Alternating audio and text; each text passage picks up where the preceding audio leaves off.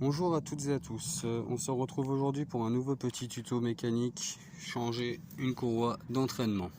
Comme vous pouvez le voir, la mienne a cassé, elle est en miettes, enfin elle est en morceaux, je l'ai là-bas par terre, dans la voiture, elle a pété en deux. Donc pour ceci, il faudra vous munir d'une rallonge, du cliquet grosse taille avec une clé de 13. Une douille de 13, une douille de 19 pour enlever la roue, une douille de 30 pour démonter votre variateur, bien entendu un cric pour lever la voiture, une chandelle pour sécuriser afin de pouvoir enlever la roue et être sûr et certain de ne pas avoir de mauvaises surprises ou de ne pas faire tomber la voiture. Donc une fois que vous avez retiré votre roue comme ici fait, ici vous avez un petit œil qui est fait exprès pour accéder au vario. Donc vous passez votre rallonge avec votre douille de 13, hop, vous attrapez ici et vous desserrez. Une fois que ceci est fait, votre vis de maintien de vario elle sort comme ceci.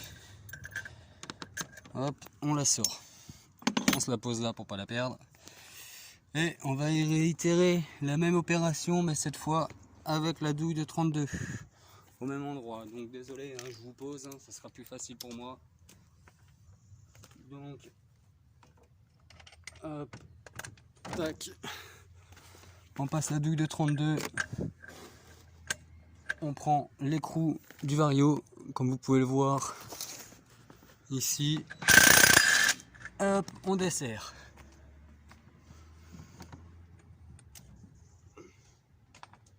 Bon, à savoir que le trou n'est pas assez gros pour rentrer bien entendu la douille, donc il faut rentrer là, il faut passer la douille de l'autre côté du tapis, côté vario, avant de songer à sortir, à dévisser votre vario. Je vous pose un petit instant, le temps pour moi de sortir ma poulie mobile. Hop, donc là vous pouvez voir, poulie mobile complète. On la pose là, histoire de ne pas la perdre ou de ne pas l'endommager. Et là, on va s'attaquer au plus chiant. Une courroie d'entraînement se monte comme ceci, dans le sens de lecture. Sur celle-là, sur les nouvelles générations maintenant qui vendent sur ProPièces ou pièces VSP sur internet, il n'y a plus les flèches de rotation et juste une référence comme vous pouvez voir ici.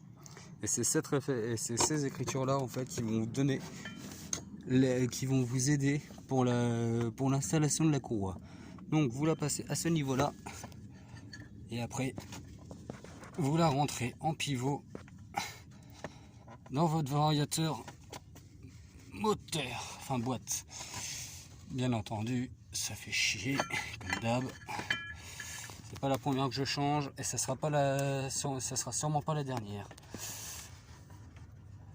Quoique, vu le type de sans permis que je vais acheter après, peut-être que si. Parce qu'après, normalement, je passe peut-être sur une Ligier. Et Ligier, il y a des districts, donc c'est garage.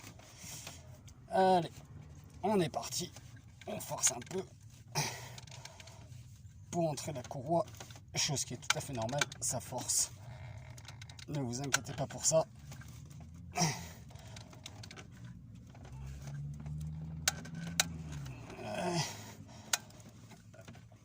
Hop, et voilà. Bien entendu, vous voyez là, elle est rentrée. Mais faites bien attention à la tige que vous avez juste ici, là, au niveau de mon doigt, là, c'est que je touche. C'est la tige de guide, c'est le guide de courroie pour éviter que votre courroie, en étant entraînée et en tournant, s'accroche dans le cardan. Donc ensuite, il vous reste plus qu'à la replacer correctement sur votre entraînement de poulie vario, enfin sortie moteur. Avec le pare-choc. Pardon, excusez-moi, je vous ai fait tomber. Donc du coup je vais vous mettre là, ce sera peut-être plus simple. Et là, il n'y a plus qu'à tourner et à insérer la courroie sur le variateur. Et voilà, votre courroie est mise. Elle est bien tendue. J'avais acheté une adaptable qui a priori était trop courte. Ce qui a fait que du coup elle a pété alors qu'elle était neuve et qu'elle avait 600 bornes. Donc ensuite, une fois cela fait, il vous restera plus qu'à remettre votre variateur, votre poulie fixe de sortie moteur. Je vous pose là, ça sera plus simple pour voir.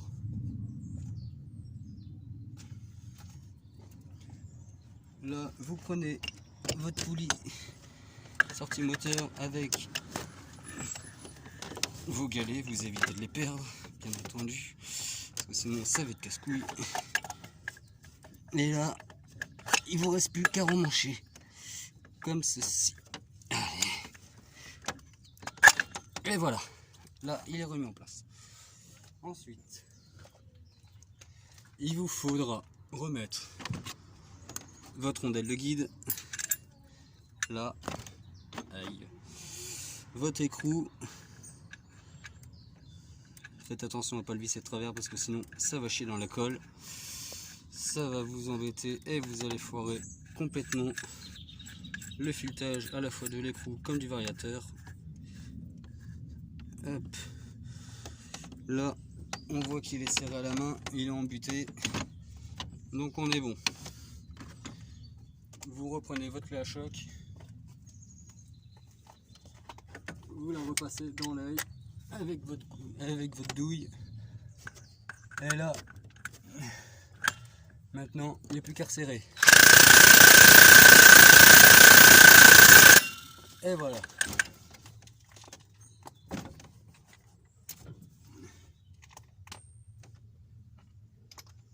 Une fois ça fait avec la douille de 30, vous reprenez votre axe de maintien de variateur, vous le replacez, vous le prisez à la main, comme ceci. Une fois qu'il est prisé, vous n'avez plus qu'à repasser votre flash choc et réitérer la chose, comme ceci. Hop. Une fois que cela est fait, il ne vous reste plus qu'à remettre votre roue. Donc là, on reprend la roue. Désolé, hein, j'ai eu un souci tout à l'heure. J'ai le téléphone qui est tombé. Quand il est tombé, ça a coupé la vidéo. Donc du coup, j'ai dû recommencer la vidéo, mais la roue était déjà sortie. Donc là, du coup, vous replacez votre roue.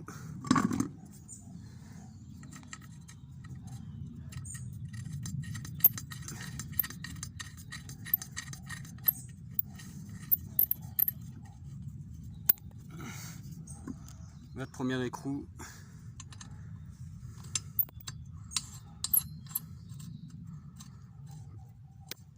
Le deuxième.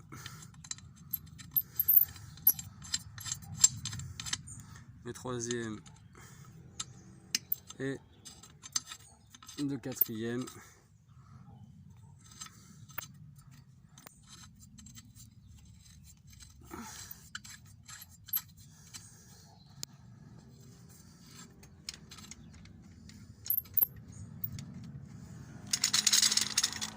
Hop, je vous change d'angle, excusez-moi. Hein.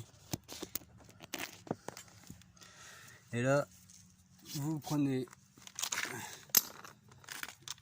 votre douille de 19 et vous n'avez plus qu'à serrer.